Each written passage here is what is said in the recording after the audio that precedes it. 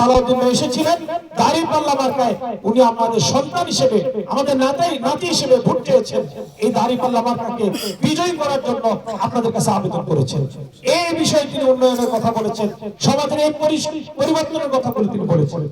আমি এখানে দাঁড়িয়ে অন্য কোনো ব্যক্তির কোনো দোষারোপের কথা বলেছি আমার কোনো দরকার নেই।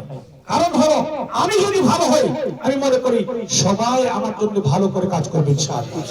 আমার ভালোটাই আমি বলতে চাই, অন্যের খারাপটা তুলে ধরার দরকার নেই। আপনারা যেখানেই যাবেন কোনোভাবে অন্যের দোষারোপের কথা বলার দরকার নেই। একজন ইমাম সাহেব এখানে বলছে যে আমরা ক্ষমতা আসলে দেশ পাকিস্তান হয়ে যাবে। আরেক জায়গায় গেছি ওনারা এক মুক্তিযোদ্ধা বলছে আমরা ক্ষমতা আসলে সব মুক্তিযোদ্ধারা নাকি বাংলাদেশ থেকে বাইর করে দিবে। আরেক জায়গায় গিয়ে শুনলাম মহিলাদেরকে বলছে যে আমরা যদি ক্ষমতা আসি কোন মহিলাকে কোনোভাবে তার বাড়ি থেকে বেরোতে দিবে না। নানা কথার কোনো শেষ নাই আসলে। এই সব কথা আমরা বলবো, তারা যা পারে বলো, কারণ হলো তাদের নিজেদের ভালো কথা নাই। নিজেরা কি কথা বলবে বলে, শুধু আমাদের কথাই বলে। এক মহিলা একটা সমাবেশ, এরকম বড় সমাবেশ, ওনাদের একটা সমাবেশ থেকে যাইতেছে, পরে মহিলা জিজ্ঞাসা করছে যে আপনি আজকে কার মিটিং গেছিলেন? ওই জামাত ইসলামের মিটিং গেছিলেন। কয় না, এটা তো জামাতের মিটিং না, এটা তো অমুক দলের মিটিং।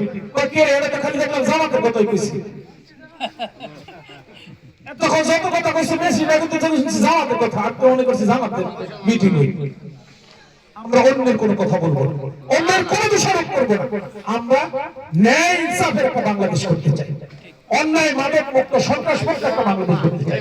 সেই কথাগুলো মানুষের কাছে পৌঁছে দিতে পারবেন না ইনশাআল্লাহ। এক নম্বর কাজ। দুই নম্বর কাজ হলো নির্বাচনের দিন যত কষ্টই হোক আপনারা সকাল সকাল সবার আগে সদল বলে ভোট দিতে আসবেন। আপনাদের কোন কেন্দ্রের নাম কি? আপনাদের কেন্দ্রের নাম কি? রাজা হাজি।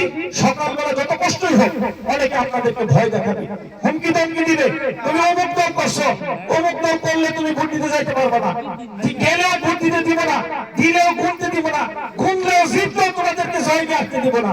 ইনশাআল্লাহ যত যদি বলবে আমাদের পরিবর্তন তত সহজ হবে ইনশাআল্লাহ। আমরা সব হুমকি উপেক্ষা করে এবার বিজয়ী হব ইনশাআল্লাহ।